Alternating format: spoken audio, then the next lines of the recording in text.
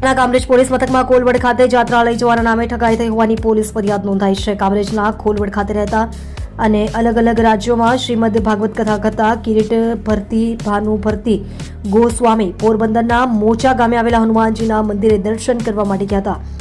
ત્યાં દર્પણ સુધીર પંડ્યા નામનો ઈસમ ત્યાં ભટકાયો હતો. તેમણે કિરીટ ભરતી બાપુને ઓરિસ્સાના જગન્નાથપુરી ખાતે કથા કરવા માટે સહમત કર્યા હતા. 22 તારીખથી 28 ફેબ્રુઆરી સુધી આ કથા ચાલવાની હતી અને આખા રાજ્યમાંથી અલગ અલગ બસોમાં તમામ કથામાં આવનાર લોકોને ત્યાં જગન્નાથપુરી ખાતે લઈ જવાના હતા. દર્પણ પંડ્યાએ તમામ લોકો પાસેથી ત્યાં રહેવાના અને જમવા સહિતના અન્ય સુવિધાઓ માટે વ્યક્તિ દીઠ ₹3,500 પણ લીધા હતા.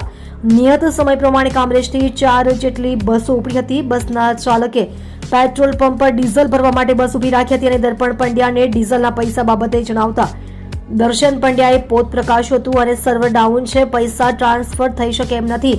હાલ બસમાં બેઠેલા મુસાફરો પાસે પૈસા લેવા બસ ચાલકને જણાવ્યું હતું અને ડીઝલના પૈસા આવીને આપશે એવી બાહેધરી પણ આપી હતી. જોકે બસના ચાલકોએ મૂળ સફરો પાસેથી પૈસા 4 બસોમાં લગભગ ₹1 લાખ ડીઝલ ભરાવ્યું હતું અને શિરડી પહોંચ્યા હતા. દર્શન પંડ્યા અમદાવાદથી નીકળેલી 4 બસમાં આવી રહ્યા હતા અને શિરડીથી તમામ બસો સાથે જગન્નાથપુરી જવા નીકળવાના હતા. જોકે શિરડી થોભેલી બસના મુસાફરોએ અમદાવાદથી નીકળેલી બસના મુસાફરોનો સંપર્ક કરતા કંઈક અલગ જ કથા સામે આવી હતી. દર્શન પંડ્યાએ ટ્રાવેલ્સની બસોનું પેમેન્ટ નહીં કરતા અમદાવાદથી નીકળેલી બસોને ટ્રાવેલ્સ કંપની દ્વારા કામરેજ ખાતે જ થોભાવી દેવામાં આવી હતી અને શિરડી થોભેલી બસોને પણ પરત કામરેજ ખાતે બોલાવી લેવામાં આવી હતી. દર્શન પંડ્યાનો સંપર્ક કરતા દર્શન પંડ્યાએ પોતાનો મોબાઈલ સ્વિચ ઓફ કરી દીધો હતો. આખરે મુસાફરોને વિશ્વાસઘાત થયાનું ભાન થતા કામરેજ પોલીસ મથકમાં ફરિયાદ નોંધાવી દર્શન પંડ્યાએ લગભગ 90 જેટલા મુસાફરો પાસેથી આશરે ₹3,15,000 ઉસેટી લીધા હતા.